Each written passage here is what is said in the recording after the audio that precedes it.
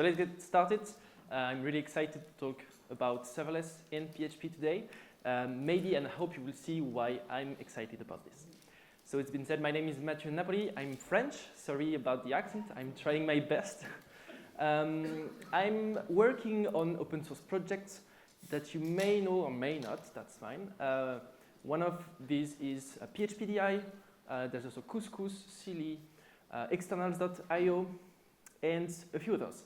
I've worked on PSRs like PSR 11, 15, and 17. And when I'm not working on open source, I work at Null, which is a company that I created on serverless PHP projects. So the idea here is to share what I've learned and share the experience of working with serverless and PHP. So who here knows about serverless already? Okay, quite a few, that's great. Who has deployed a serverless PHP application in production? Okay, that's great. So serverless is, it's actually a pretty terrible name because it can be confusing. So of course, yes, there are servers involved. The idea with serverless is basically that we don't manage and deal with the servers. So I will explain a little bit with my own words what serverless is, and we'll progressively move towards PHP and how to create serverless PHP applications. So the way to think about serverless is to change the way we think about running applications in production. You see, with the traditional approach of buying or renting a server and then deploying our code on the server, is that we think with resources. The server is the resource, but it can be also like how many CPUs do we need? How much memory do we need? Should we have one disk? And what's the size of the disk? And then we pay for that resource, and we have to manage it, and we have to scale it if we need, and monitor it as well. Now, moving to serverless is moving away from resources and move instead to services. Like with a service, the job just gets done, and we don't really care how it gets done. Let me give you a few examples just to illustrate my point. Storage as a service is a really great example. Instead of buying disk and making sure that we don't fill it and making sure that we have backups, we can use storage as a service like Amazon S3 or any kind of alternative and just send as many files as we want, and that's it. The files are stored, we only pay for what we use, and it just works. But there are many examples of services just like this. Database as a service, there are a few serverless databases out there. Firebase is a good example. We have caching as a service where instead of installing and managing Redis or Memcache, we can just use a service that will cache our data. Authentication as a service like Auth0, if you've used it, if you know about it, that's a serverless approach to authentication. Search as a service as well, if you use Algolia instead of installing and managing your own Elasticsearch server. So with these services, why do we use those? I've said it, but just to recap, we manage less stuff because it's the job of the cloud provider to manage the service. We can scale more easily because, for example, with Algolia, people at Algolia are really good at scaling, and they are much better than us often to scale, like Elasticsearch servers. So we can use AWS, Microsoft, Azure, Google Cloud, and big providers like this to scale much more easily. And most of the time, we pay only for what we use. So this is a really interesting approach because instead of paying for stuff that we won't use completely, we pay only for exactly what we use. So this is great, but there is one particular service that's really interesting for us developers, and this is function as a service. Function as a service is the serverless approach to run code online. Function as a service, also called FaaS, is just one aspect of serverless. Serverless is not just about that. Okay. Function as a service is great. We can just send code to Amazon or to Google or to Microsoft, and they will run it for us. But what does that really mean? This is an example of code running on AWS Lambda, which is the leading provider for function as a service. And it looks like this. There's an example in Python and JavaScript. And the gist of it is really simple. You have a function. It takes an event parameter. It contains information about the event. And we can do some processing and return a response. That's pretty simple, but what does it really mean in reality? So an event that triggers the function can be, for example, a cron, like every day at midnight, you need to run this piece of code. It can be a message in a message queue, for example, to run asynchronous jobs, but it can also be an HTTP request. So when there is an HTTP request, we need to send an HTTP response. So at first, for me, this pattern, this approach was really confusing, and it's about event-driven architecture, and I'm not really comfortable with that because I do PHP, I build websites and API, and that's it, and it just works, and I'm happy. But it's not really far away from what we're used to do. An HTTP request is an event. We execute some code to generate a response, like a controller, and then we send the response back, and that's it. We are already doing event-driven architectures. So let's go back to the root of what running an application actually means. Let's take a very simple example. We are running a piece of code, like a website or an API, and it responds to an HTTP request. So let's say that the green arrow is the request. When there's a request, I run some code, like my Symfony or Laravel application, and there's a controller that is called, and then I return a response. In reality, that's not really how it works. It's more like this. When you use a server, you have the large blue bar, which is the web server running all the time, like Apache or Nginx. It's running all the time, and it's waiting for requests. And when the request comes in, then our code, the controller, is invoked. And if you look at all the other languages, like Java, Python, Go, Node, the server isn't really even Apache or Nginx. It's inside the language. When you start an application, the first thing it will do is to start and listen on the port 80 and wait for requests. So moving to serverless is moving from that to that. You don't wait for requests. You don't listen on any port. You don't wait for anything. You just write code that responds to an event. It's now Amazon's job, or Google or Microsoft's job, to have a huge server to wait for requests for every client and then invoke our code when there's the need. This is why it's called function as a service, because we just write a function that responds to the event. What's interesting is that in PHP, that's already what we do, kinda. Like in PHP, our script will be executed from scratch for every request.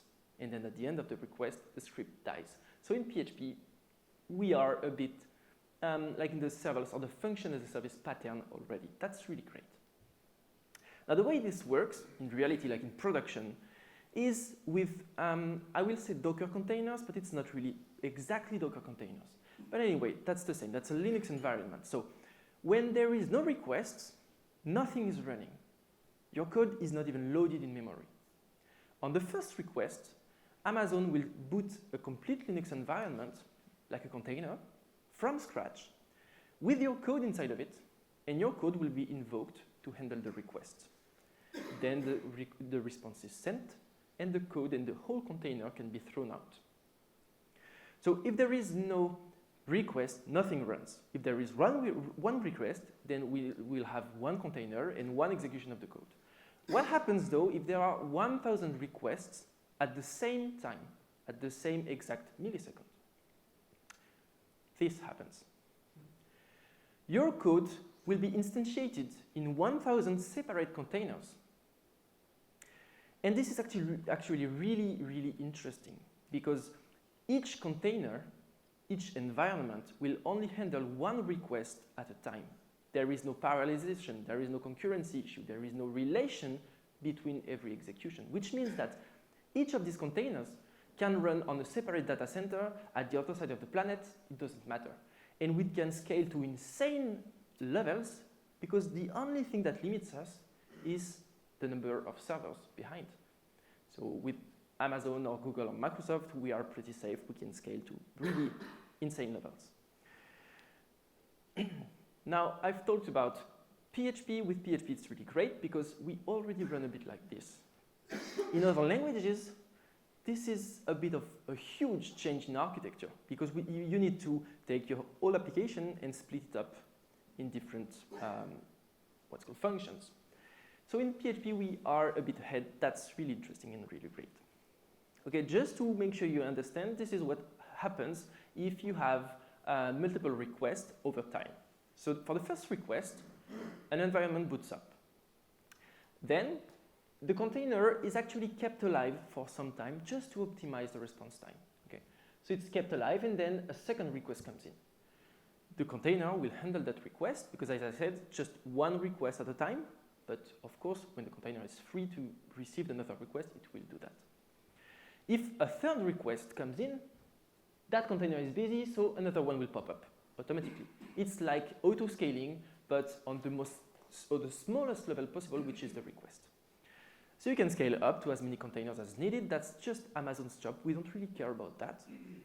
And then after some time, as you can see here, the container, the environment is killed. On AWS, it's 10 minutes.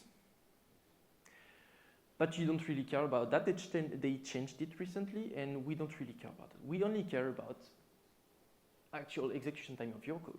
So it's like maybe 100 milliseconds or 300 milliseconds, it doesn't matter. But what's interesting is that we only pay for when our code is actually running. So I've got the formula here, if you want to do a quick math.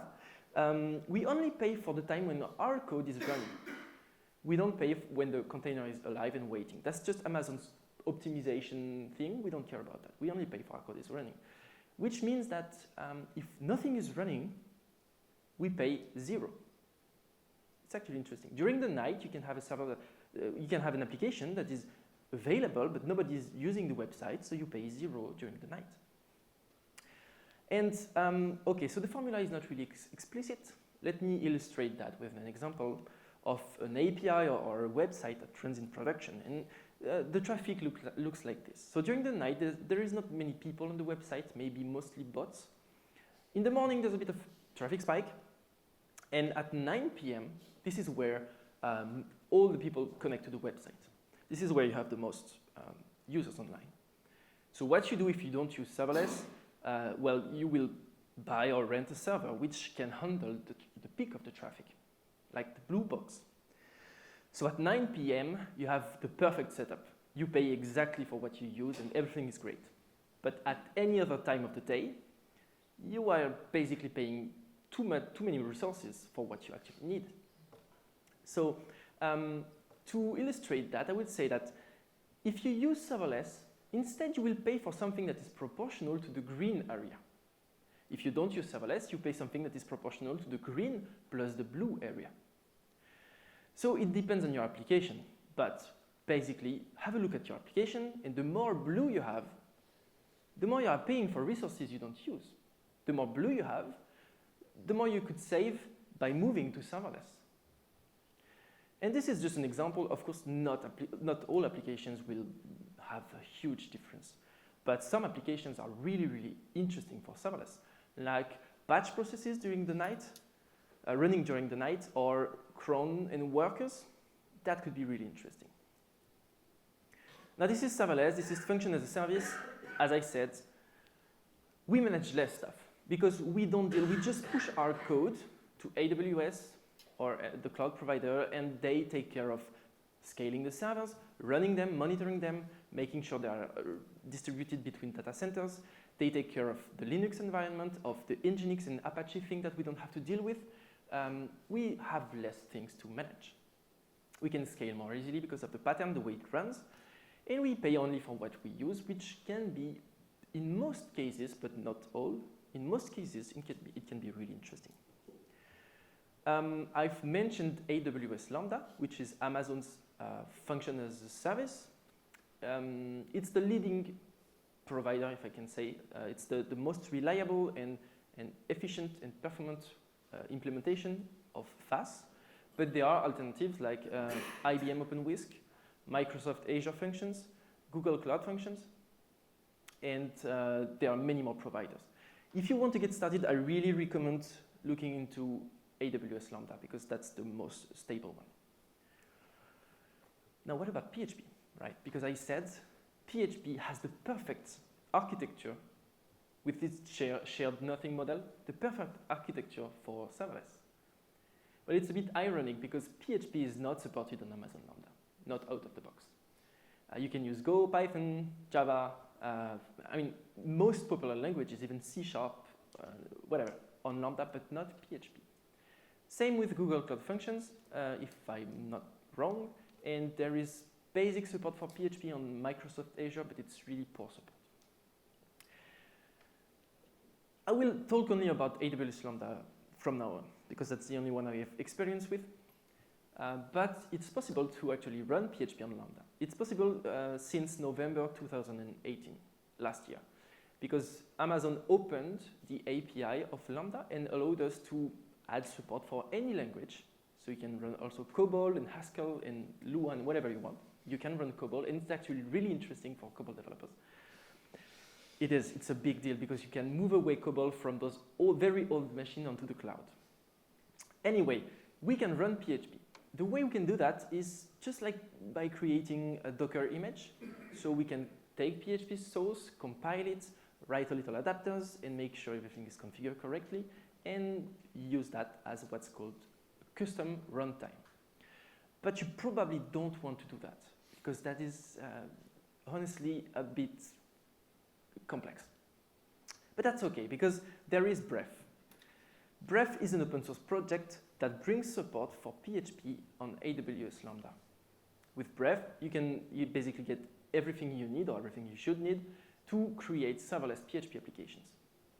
There's a link to the website here, but I will show you a bit more about Bref.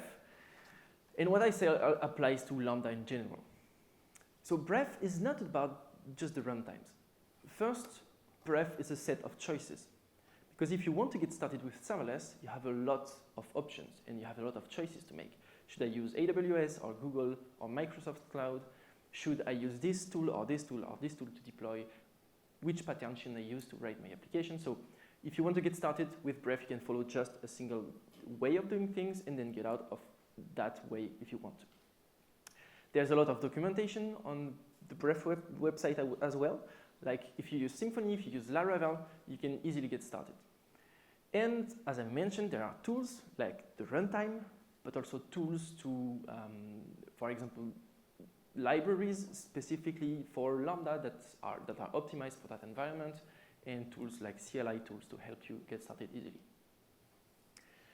So Bref provides a runtime for PHP, but actually not just one. There are 3 ways to run PHP on Lambda. The first one is the most obvious one and the simplest.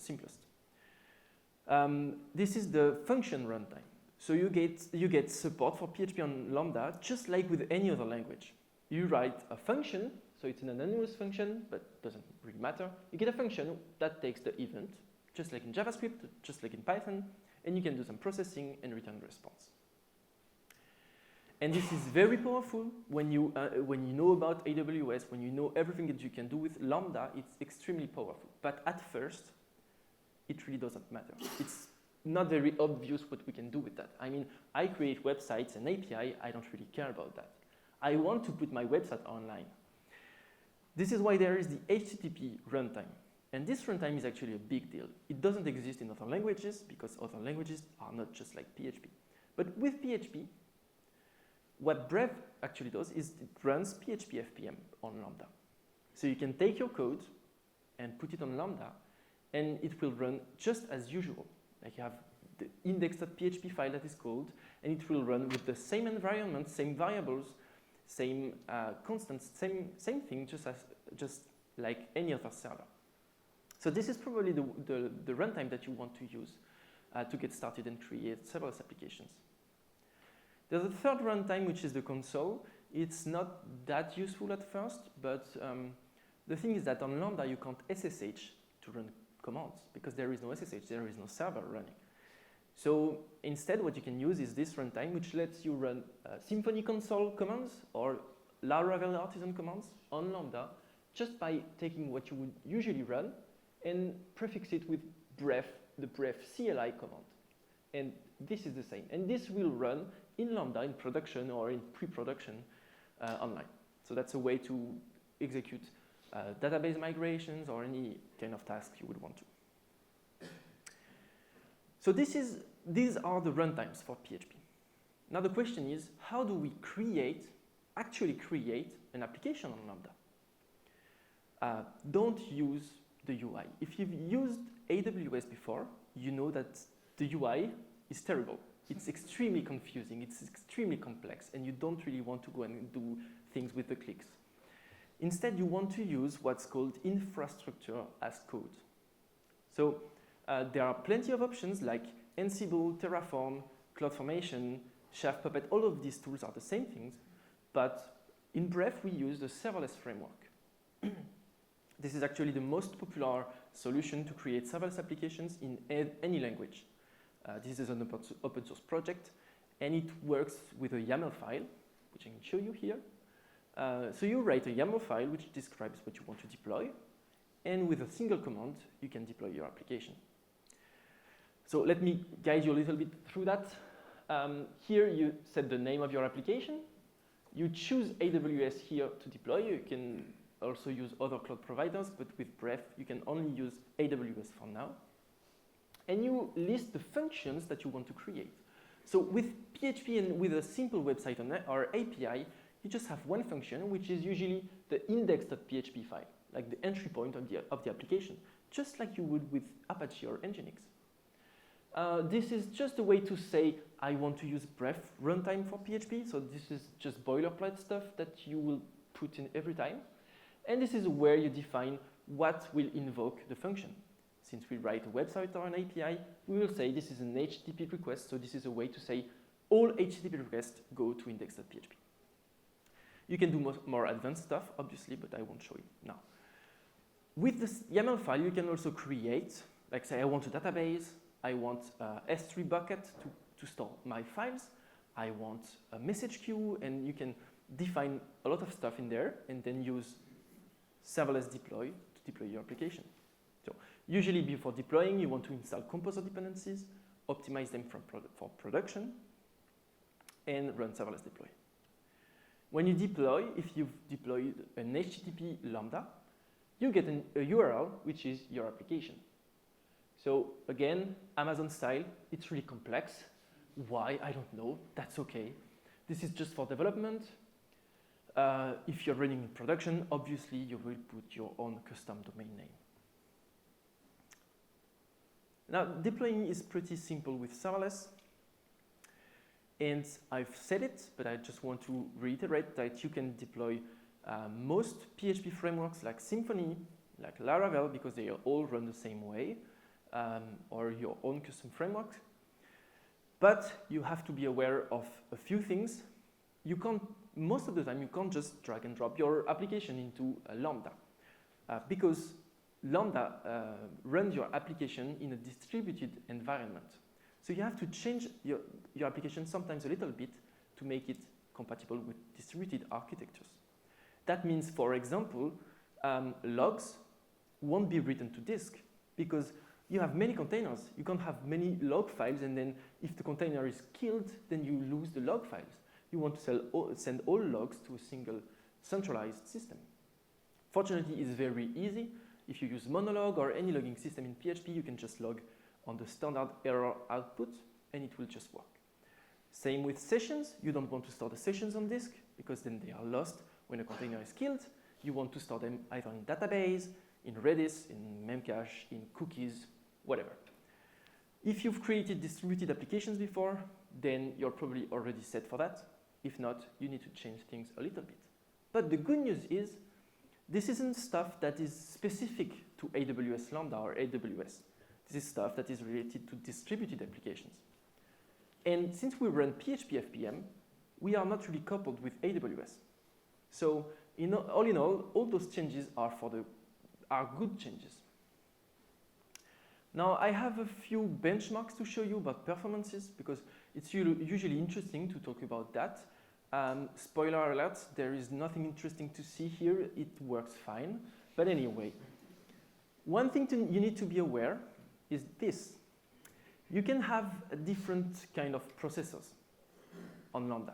And it depends on the amount of memory you will use for your code. So here I'm running the bench.php file. This is a benchmark script, which is the official benchmark for PHP.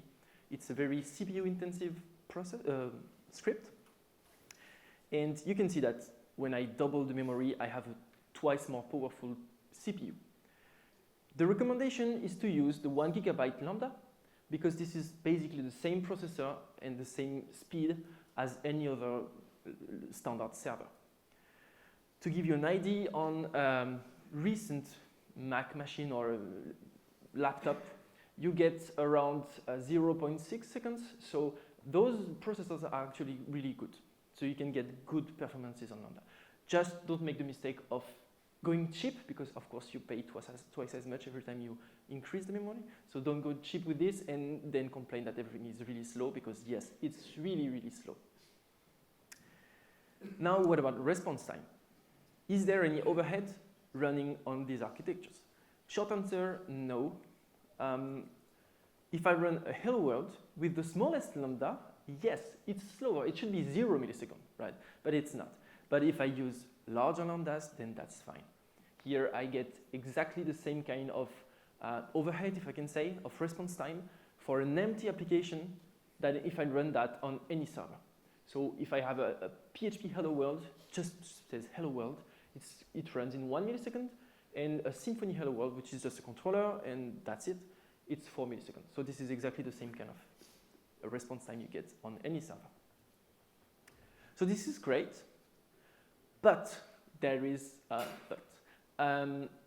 You remember that on the first request, there's a container that starts, right? And of course, it's not 1 millisecond. This is what we call a cold start. So most containers are kept alive when there are requests, when the website is active. This is why you get good response time. But the first time a container starts, you get something around 250 milliseconds of delay. This is the time needed for the Linux environment to start. Now this is a bit annoying, and the conclusion for that is if you write a real-time application and you can never have response time above, for example, 50 milliseconds, then of course this will not work. Don't use Lambda, that's fine. But for most websites, for most APIs actually, having sometimes these kind of response time are acceptable.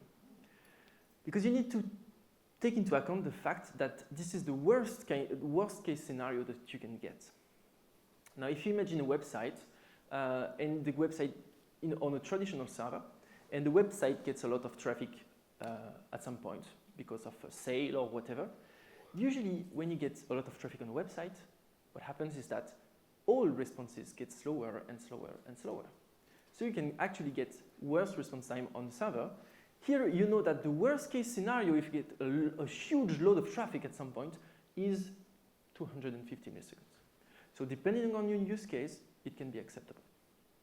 It's also great to keep in mind that AWS is continuously improving those cold starts. Last year, it was basically twice as much. So they halved it in 1 year. And we can expect them to lower it year over year, because for them, this is actually an optimization that saves them a lot of money. If there are no cold starts, then they don't need to keep alive containers, and they can use less servers, and so they have a lot of interest of lowering those. Another thing I can mention about that is that you can also keep your containers alive just by, for example, pinging them every 5 minutes, like pingdom monitor or something like this. It's extremely cheap because you only pay for like 100 milliseconds of ping every 5 minutes. So it's, I think it's like 3 cents per month. So it's extremely cheap, and it's a good way to keep your website always up if you need that. Now, I have a few case studies to share with you of real applications running in production with Bref and Lambda, so that can help you get a better idea. The first one is externals.io. Does anyone know about this website? Okay, great, like 5. So I created this website 5 years ago, I think, to have a better UI to view the PHP internals mailing list. So this is a UI where you can view the threads and the discussions, and every 5 minutes, I have a cron that will fetch the new emails. I used to run that. This is a standard PHP application. It's stored in MySQL. And I used to run that on a server, then I moved to PlatformSH, and recently I moved to AWS Lambda. So, a few stats. The website responds to most requests in 55 milliseconds, so it's quite fast, I'm happy with that. There's the cron job running every 5 minutes. I do have the cold starts. In most websites I've seen, you get cold starts every 0.5% of the requests. So it's really not something that you would see a lot when browsing the website. And I don't really care about it because it's not such a pain on a website. It runs with a custom PHP framework, but it could be any framework, honestly. It's like a micro framework. It runs with MySQL. And it gets about 100,000 requests per month. I used to be on a $50 per month plan at PlatformSH, and I moved to Lambda and AWS RDS for the database, and now it costs me $17 per month to run the website. On those $17, there are $15 for the database. The servers or the PHP code only costs $2 per month to run the website. So I'm pretty happy with it, obviously. And I'm sure you're thinking, but what if there's a big traffic spike? And then costs can explode, right? So yes, that's true. You can get a DDoS attack and not be happy about it. Fortunately, you can throttle or limit the traffic. But on a normal traffic peak like this one, which happened in August when Ziv Zoroski published a draft about P++, and if you've heard about that, there was a lot of people going on the website to read about that. When with P++, I got like 10 times the usual traffic. This cost me an extra 4 cents, so that's fine. Because actually Lambda, it's pretty cheap to use. The most of the costs are usually with the database. Another case study is PrettyCI, which is a Laravel website. It's a SaaS that runs coding standard as a continuous integration system. So you push to GitHub a commit. GitHub will send a webhook to PrettyCI, and PrettyCI will run, for example, PHP CS Fixer or PHP Code Sniffer to detect coding standard violations. Now this is a PHP and Laravel application that I built, and I used to run that on DigitalOcean, a $5 per month server. And it ran well. Until I had like people pushing at the same time. So basically when I get a webhook, I add a message to message queue, and then I run the jobs asynchronously. And I had 4 workers. The thing is that if I had 5 people push at the same time, then one would be waiting for the rest to finish.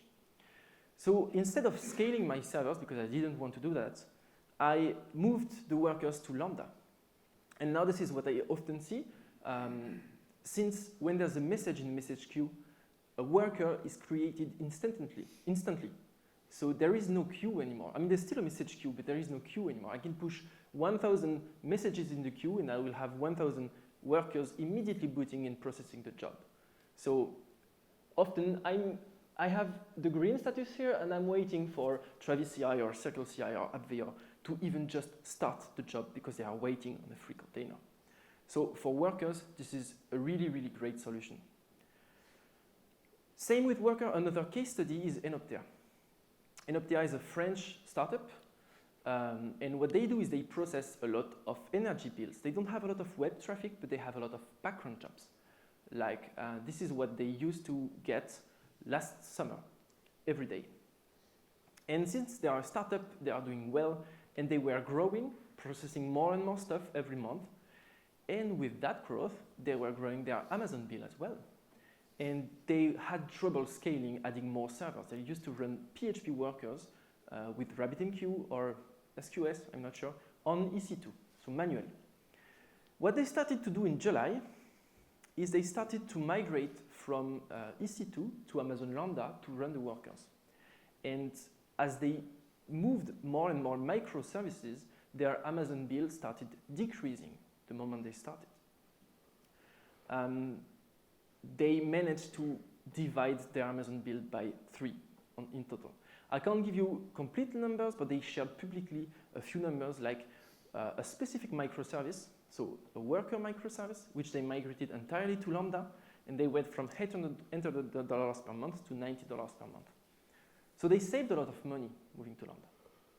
But also, well, maybe more importantly, they were able to scale much more easily. They had trouble scaling, they were afraid of signing new big clients, and now they can just sign anything they want.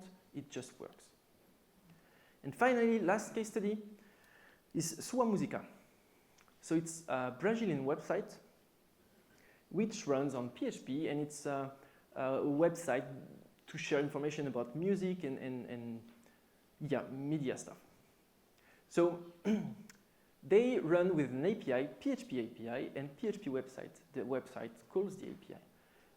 Those are the response times, so pretty good response times. They run with Falcon PHP, so it's a PHP framework, and MySQL, pretty standard stuff. They are actually a big website. They get 40 million requests per day going to PHP, not cached. They are in the top 3,000 websites in the world in terms of traffic. So they get a lot of traffic. They used to run on EC2, and then they moved to ECS, and then they moved to Lambda with Bref and PHP. At peak time, they run 2,500 concurrent Lambdas. So this is the number of containers running and handling processes in parallel. So this is a pretty insane level of scaling.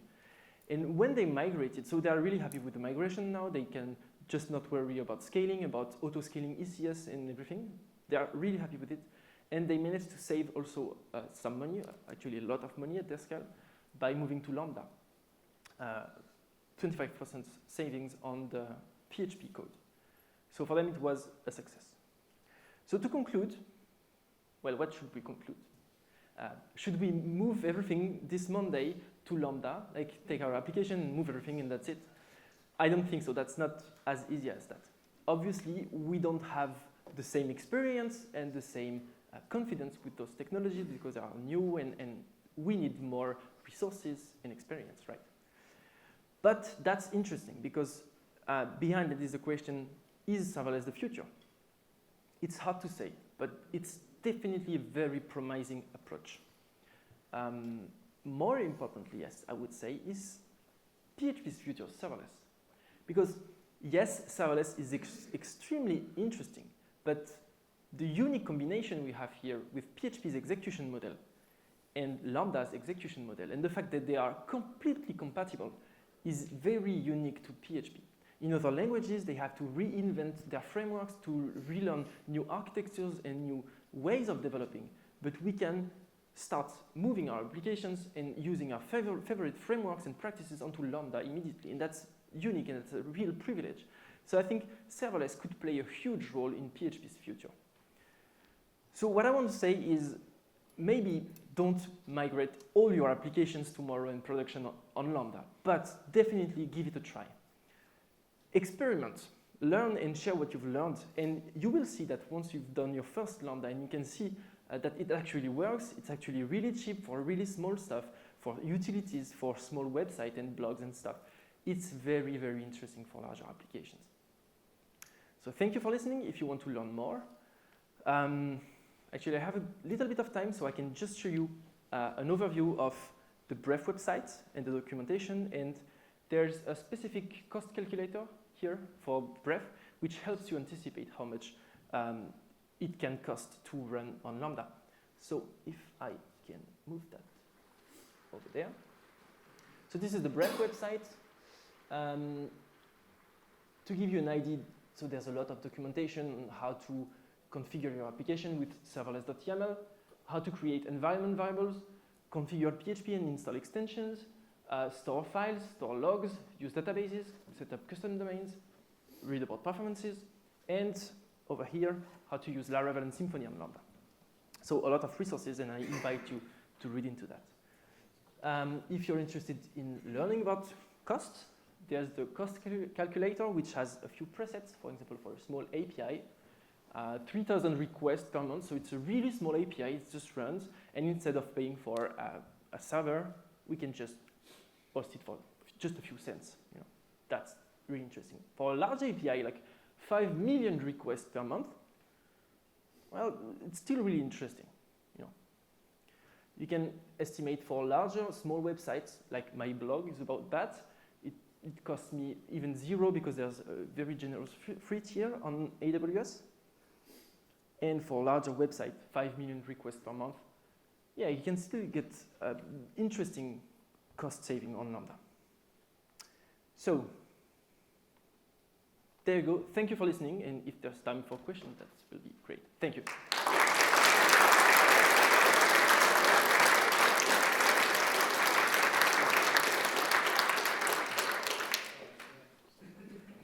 If you're into stickers, I have Bref stickers as well. Any questions? Oh. Hi, does Bref and serverless work well for local development with PHP? Yes, that's one of the topics that was not covered at first, but this summer we worked on Docker images that replicate the Lambda environment locally. So you have a Docker compose file that you can copy paste into your application and run the application locally with the same environment and same constraints. So it's doable with Docker. Hi, I was just wondering, have you tried serverless databases with any of it? Because I know you were saying like the database is the most sort of resource intensive thing at the minute. So I was just wondering if you'd had a look into that. Yeah, so there is a true serverless database is maybe Firebase, which I haven't tried, but I did try DynamoDB from AWS, which is a NoSQL database. But it's truly serverless in the sense that you pay $0 if you use it very little, and you can of course pay much more if you use it a lot. And DynamoDB is really, really great. It's a bit hard to use at first. I'm working on an ORM for PHP for that, but it's really great for small blogs and websites and really small APIs because it's extremely fast, really simple, and just doesn't cost anything. So yeah, it's really promising, and I can't wait to have more serverless databases, especially MySQL or PostgreSQL. They have a serverless version, but it doesn't scale to $0 or not as you would expect. So it starts at $40 per month, I think. So it's interesting for larger websites. Any other questions? No? Is there any plans for PHP to be supported on any of these platforms? Given how neatly it fits, why not? That's not your question, I suppose, but do you know? Okay, so to support PHP on Lambda and other providers, you mean native support. So I think AWS doesn't want to support PHP because else they would have added support for that. And to me, it's actually a great opportunity because if AWS supported PHP, it will be really basic. It will be like the function, and you would have no extension because they don't really know the ecosystem. So it will be really basic. If they do, that's fine. That will be really great for small stuff. But actually running PHP FPM is definitely not the Lambda way. It's really great because it just works and it's completely fits the PHP execution model, but honestly, AWS don't really care about PHP's execution model. They just want the same interface for all languages. So even if they do add support, I don't think it will be as useful as it could be. Any more questions? No? All right, well, thank you very much. Thank you.